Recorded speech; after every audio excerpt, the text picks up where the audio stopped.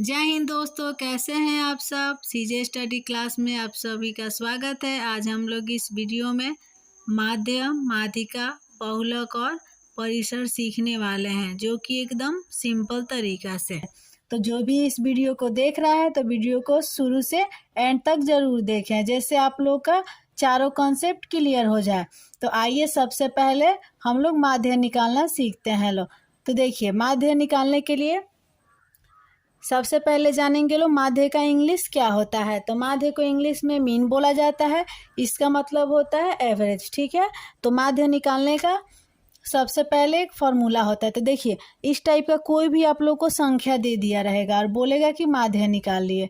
ठीक है, तो इसमें कुछ नहीं करना है, हम लोग को एक सिर्फ सिंपल सा क्या करना है, फॉर्मूला को याद करना है। तो हम लोग देख ले रहे हैं लोग, सबसे पहले फॉर्मूला क्या होता है। तो फॉर्मूला होता है माध्य बराबर क्या होगा, पदों का योग बटा पदों की संख्या। ठीक है, यानी पदों का कुल योग बटा पदों की कुल संख्या। तो यहाँ पे हम लोग देखेंगे लो, तो यहाँ पे देखिए, माध्य निकालने का फॉर्मूला क्या होता है, पदों का योग बटा पदों की संख्या। यानी देखिए, जो ये पद दिया हुआ है ना, जो ये संख्या दिया हुआ है, इसको पद बोला जाता है इसमें। तो ये पदों की का योग मतलब ये जितना भी ये संख्या दिया है उसको जोड़ लेना है। तो आइए जोड़ते हैं लोग, 4 और 6 कितना होगा, 10। 10 3 13 1 14, 14 और 6 20, 20 और 5 25 और 3 28। तो यहाँ पे क्या हो जाएगा, 28। यानी पदों का कुल योग कितना होगा, 28 होगा। अब हम लोग को निकालना है पदों की संख्या। तो पदों की संख्या किसे कहेंगे, यानी जितना दिया हुआ है ना ये पद, इसका संख्या, यानी 1 2 3 4 5 6 7, यानी जो भी संख्या है 7 बार लिखा गया है। तो यानी ये पदों का की संख्या कितना आ गया, 7। ठीक है, अब यहाँ तक तो सबको समझ में आ गया। सबसे पहले क्या करना है, इस फार्मूला को लिख लेना है, यानी पदों का कुल योग बटा पदों की कुल संख्या। यानी जो जितना भी ये संख्या दिया है इसको जोड़ लेना है, तो ये पदों का योग हो जाएगा। ठीक है, अब पदों का संख्या कौन होगा, ये जितना संख्या है इसको जोड़ लेना है, यानी कि कौन माने जितना भी ये संख्या है कितना बार लिखा गया है। तो देखिए 1 2 3 4 5 6 7, यानी 7 गो संख्या है, तो यहाँ पे 7 लिख देना है। ठीक है, अब देखिए इसको कटा लेना है। तो 7 चौक 28, 4 बार में कट गया, तो हम लोग का आंसर कितना आ जाएगा, 4। आई होप दोस्तों कि आप लोग को माध्य समझ में आ गया होगा। तो प्लीज़ चैनल को लाइक कर दे, और जो भी इस चैनल पे नए हैं तो सब्सक्राइब कर ले और अपने दोस्तों के पास शेयर करें, और प्यारा सा कमेंट कर दे कि जी मैम हम लोग को ये समझ में आ गया। इससे हमको मोटिवेशन मिलता है वीडियो बनाने में। तो आइए अगला क्वेश्चन देखते हैं लोग, माध्यिका कैसे निकाला जाता है। अब यहाँ पे देखिए, माध्यिका का मतलब ही होता है बीच वाला संख्या, मध्य यानी बीच वाला संख्या। ठीक, तो यहाँ पे देखिए सबसे पहले समझेंगे लो माध्यिका को। तो माध्यिका का मतलब ही क्या होता है, मध्य वाला संख्या यानी बीच वाला संख्या। ठीक है, अब देखिए, अब क्या करना है, जो भी संख्या दिया रहे आप लोग को, ठीक है, जो भी संख्या दिया हुआ रहे, तो देखिए क्या करना है, संख्या को क्या करना है, पहले बढ़ते क्रम में सजा लेना है या तो घटते क्रम में, यानी आरोही क्रम में, नहीं तो अवरोही क्रम में। जो भी संख्या दिया है इसको सजा लेना है। ठीक है, तो आइए हम लोग ये संख्या दिया हुआ है इसको बढ़ते क्रम में सजाते हैं लोग पहले। तो देखिए, बढ़ते क्रम में सजाने के लिए सबसे पहले छोटी संख्या को लिखेंगे लोग। तो इसमें सबसे पहले छोटी संख्या क्या है, तो 1 है, तो पहले 1 को लिख लेंगे लोग। ठीक है, इसके बाद देखिए कौन सा संख्या 1 के बाद आएगा, तो 2। 2 के बाद कौन संख्या आएगा, 3।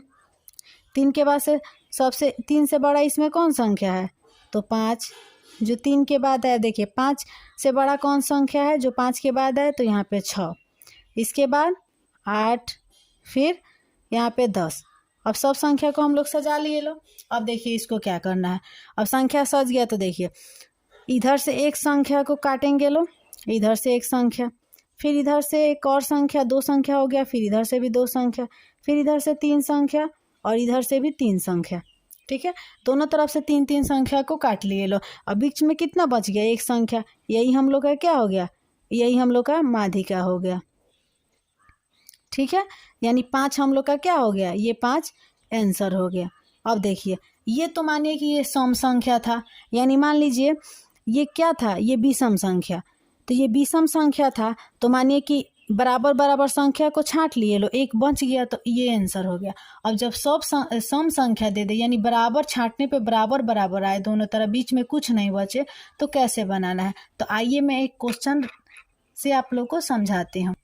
और देखिए मान लीजिए कि ये जो सजाए हैं लो, यही इसी में एक और संख्या जोड़ ले रहे हैं लो, ठीक है। यहाँ पे 7 आ गया। अब देखिए क्या करना है। अब तो यहाँ पे सम संख्या, पहले तो विषम संख्या था, यानी 1 2 3 4 5 6 7, तो ये क्या है, ये विषम संख्या। अब यहाँ पे सम संख्या हो गया।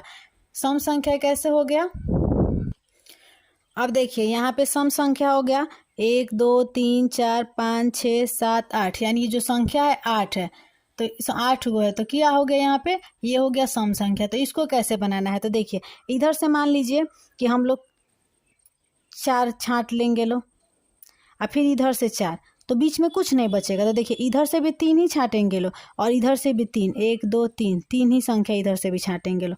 और ये जो बीच में बच गया ये 2 संख्या, इसको क्या करना है, ये दोनों संख्या को आपस में जोड़ लेना है। यानी देखिए ये बीच वाला, ये इधर से 3 संख्या छाट दिए लो, इधर से 3 संख्या छाट दिए लो, बीच में ये दो जो संख्या बच गया इसको जोड़ लेना है।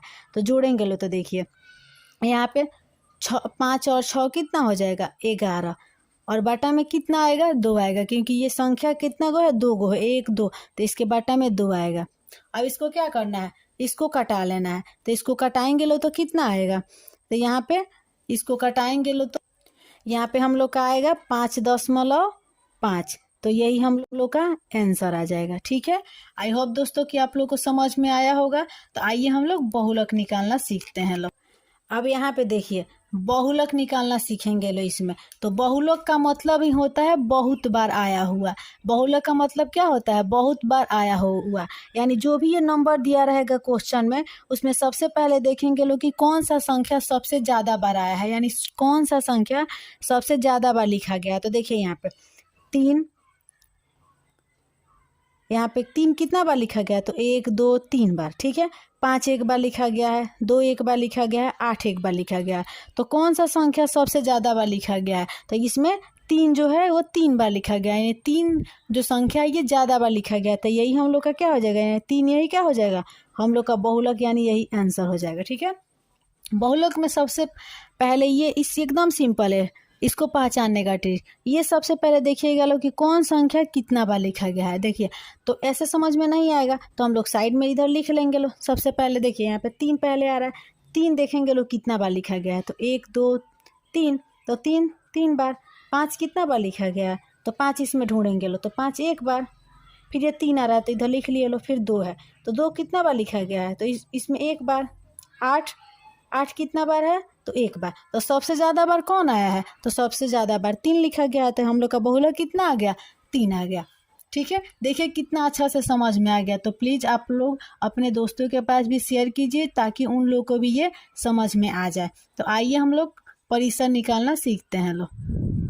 देखिए अब इसमें परिसर निकालेंगे लो, तो जब भी आप लोग को इस टाइप का क्वेश्चन दिया रहे और बोले कि परिसर निकालना है तो कैसे निकालेंगे लो, तो सबसे पहले देखिए परिसर निकालने का फॉर्मूला होता है, यहाँ पे लिखेंगे लो हम लोग, परिसर बराबर सबसे बड़ी संख्या माइनस सबसे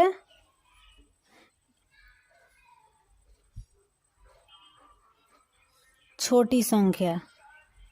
ठीक है, तो देखिए ये फॉर्मूला है, परिसर निकालने का फॉर्मूला है सबसे बड़ी संख्या माइनस सबसे छोटी संख्या। अब जितना ये संख्या दिया हुआ है इसमें सबसे पहले देखेंगे लोग कि सबसे बड़ा संख्या क्या है, तो सबसे बड़ा संख्या इसमें 15 है, तो यहाँ पे 15 लिख देंगे लोग। ठीक है, अब देखिए अब क्या करना है, माइनस, तो माइनस यहाँ पे। अब सबसे छोटी संख्या, तो सबसे छोटी संख्या देखेंगे लोग क्या है, तो सबसे छोटी संख्या इसमें क्या है, 2 है, तब इसको घटा लेंगे लोग। तो 15 में से 2 गया तो हम लोग का आंसर कितना आ जाएगा, 13। यही हम लोग का आंसर हो गया। तो देखिए कितना सिंपल है परिसर निकालना। आई होप दोस्तों कि आप लोग को चारों कॉन्सेप्ट माध्य, माध्यिका, बहुलक और परिसर बहुत अच्छे तरह से समझ में आ गया होगा। तो प्लीज़ चैनल को लाइक, शेयर एंड सब्सक्राइब कर